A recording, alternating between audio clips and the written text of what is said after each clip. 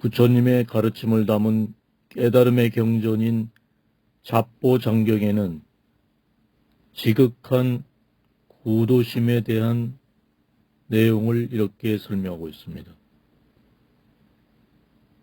만일 사람이 도를 구하려면 반드시 정성이 있어야 하고, 정성이 서로 감응하면 능히 도를 얻을 수 있습니다.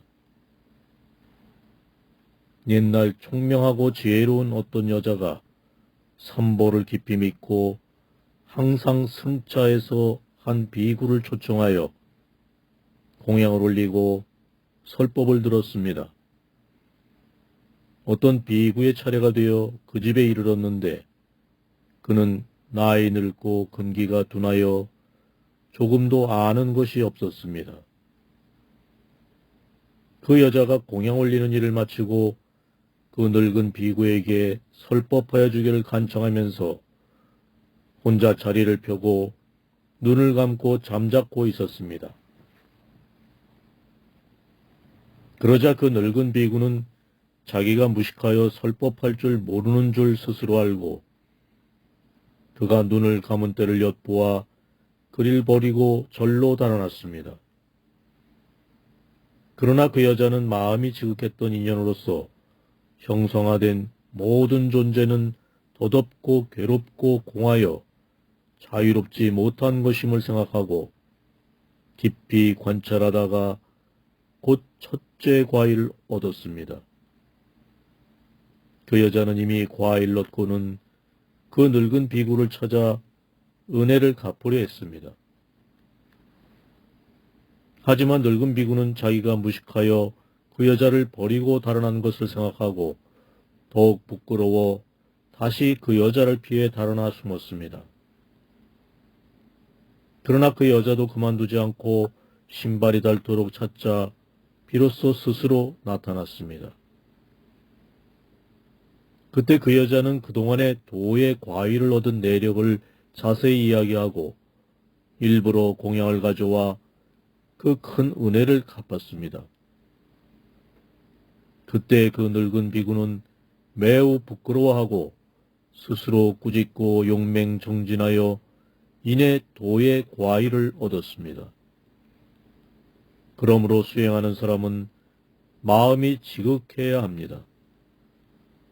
만일 마음만 지극하면 구하는 것을 반드시 얻습니다.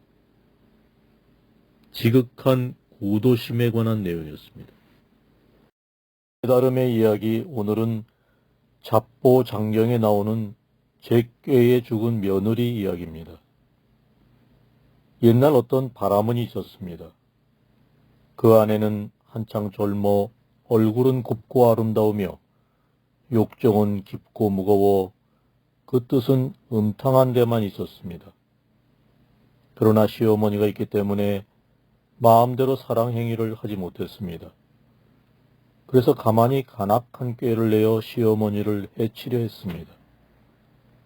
거짓으로 효도하며 남편의 마음을 미혹시키려고 아침 저녁으로 정성껏 이바지하여 조금도 모자람이 없게 했습니다. 남편은 기뻐하여 아내에게 말했습니다. 당신이 지금 어머니를 봉양하는 것은 효도하는 며느리가 하는 일이오. 우리 어머니가 늙음하게 의지할 곳은 당신 힘뿐이오.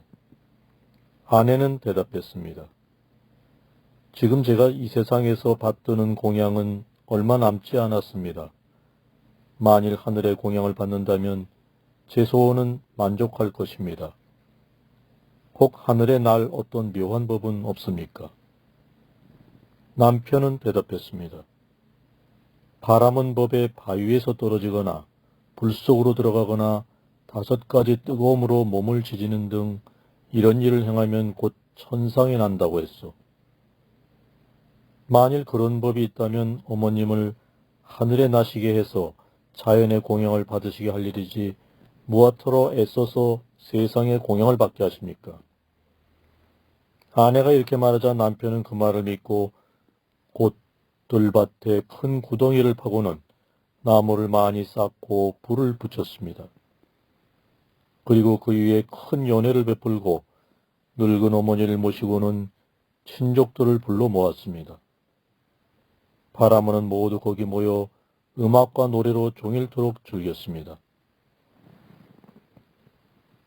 손님들은 모두 흩어지고 어머니만 혼자 남았습니다. 부부는 어머니를 모시고 불구덩이 있는 곳으로 가서 어머니를 불구덩이에 밀어넣고는 뒤도 돌아보지 않고 달아났습니다. 그 불구덩이 안에 마침 조그만 발판이 있었습니다. 어머니는 그 발판 위에 걸려 불에 떨어지지 않았습니다. 어머니는 곧 그 구덩이에서 나왔습니다. 날이 이미 어두웠으므로 올 때의 자취를 더듬어 집으로 향했습니다. 길이 숲속을 지나게 되어 사방이 깜깜했습니다. 호랑이와 나찰 귀신들이 두려워 노모는 낮은 나무를 더위 잡고 올라가 두려움을 피하고 있었습니다. 그때 마침 도적들이 많은 보석을 훔쳐와서 떼를 지어 그 나무 밑에서 쉬고 있었습니다.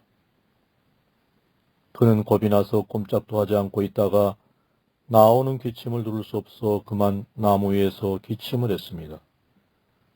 도적들은 그 기침 소리를 듣자 저것은 악귀라 생각하고 보석을 버린 채 모두 흩어져 달아났습니다. 새벽녘이 되어 노모는 아무 두려움 없이 태연히 나무에서 내려왔습니다.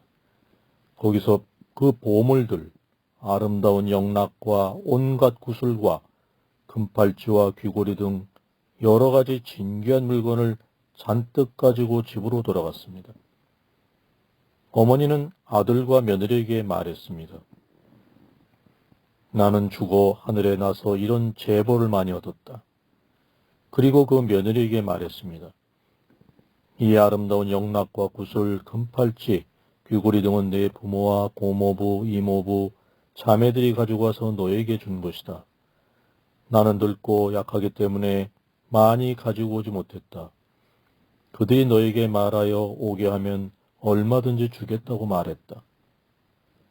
며느리는 이 말을 듣고 못내 기뻐하면서 시어머니가 한 것처럼 불구덩이에 몸을 던지고자 하여 그 남편에게 말했습니다. 늙으신 어머님은 불구덩이에 몸을 던졌기 때문에 이런 제보를 얻었습니다. 그러나 힘이 약하여 많이 가지고 오지 못했으니 내가 가면 반드시 많이 얻어올 수 있을 것입니다. 남편은 그 말대로 불구덩이를 만들었고 아내는 거기에 몸을 던져 몸이 타서 아주 죽고 말았습니다.